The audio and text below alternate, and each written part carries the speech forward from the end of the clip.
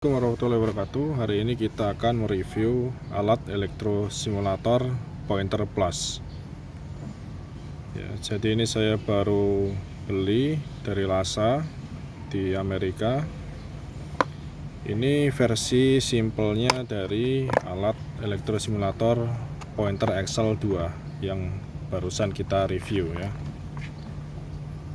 Jadi secara penampilan boxnya terlihat lebih kecil, seukuran telapak tangan. Dalamnya ada instruction manualnya, kemudian ada alat stimulatornya, ada grounding barnya, dan ada probe yang lebih kecil, dan juga dapat baterai ya. Jadi alatnya jauh lebih ringkas, secara fungsi lebih banyak fiturnya yang Pointer Excel 2.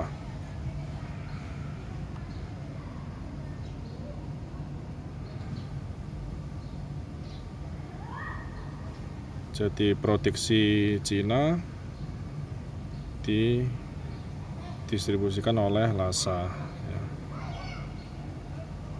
Jadi segenggaman tangan ya, menggunakan baterai kotak 9 volt.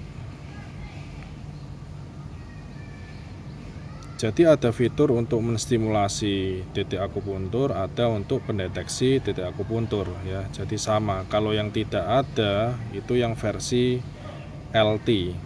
Jadi Pointer Plus LT atau Pointer Excel 2 LT itu yang hanya ada stimulasi titik akupunturnya tanpa ada pendeteksi titik akupuntur. Grounding barnya hanya satu ya. Jadi untuk tangan kidal maupun tidak itu sangat susah menurut saya kalau dibandingkan Pointer Excel 2 ya. Kalau yang Pointer Excel 2 kan ada yang di bawahnya. Jadi ini harus megang gini, sama ini menekan. Jadi menurut saya kalau secara pegangannya lebih enak yang Pointer Excel 2.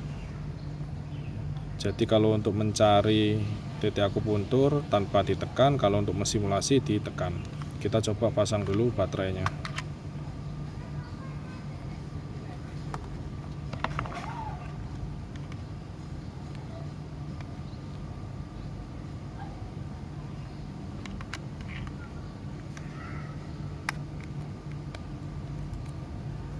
Oke.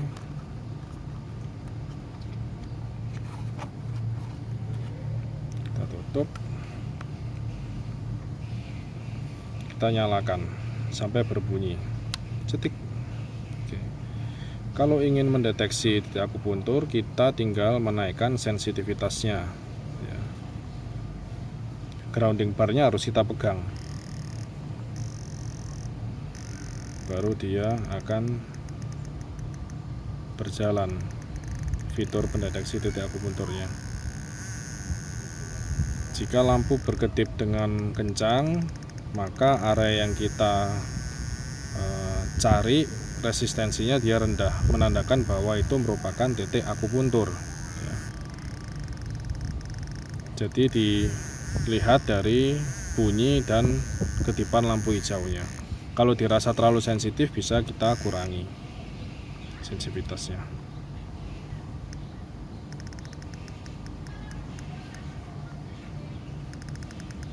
TTLI 4. Oke.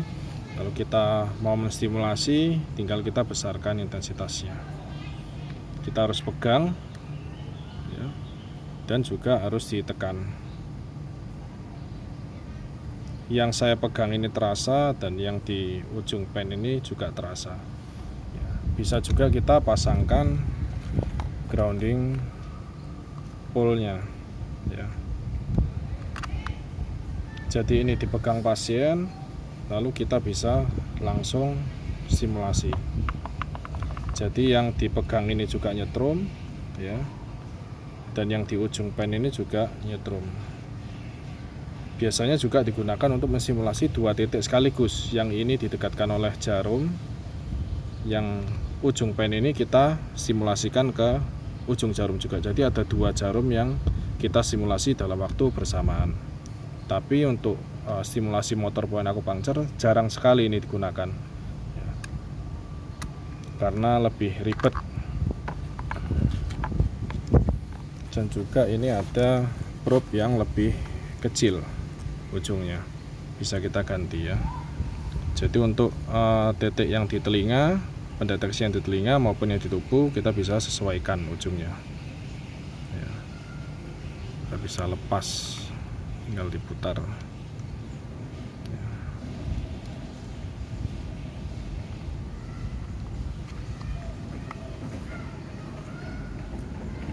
Oke, coba kita baca buku manualnya ya, berbahasa Inggris.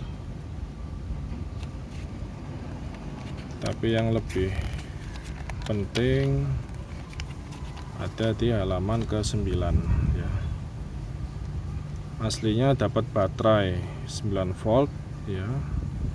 Tapi karena alasan keamanan pengiriman melalui jalur udara, maka baterai tidak bisa dikirim.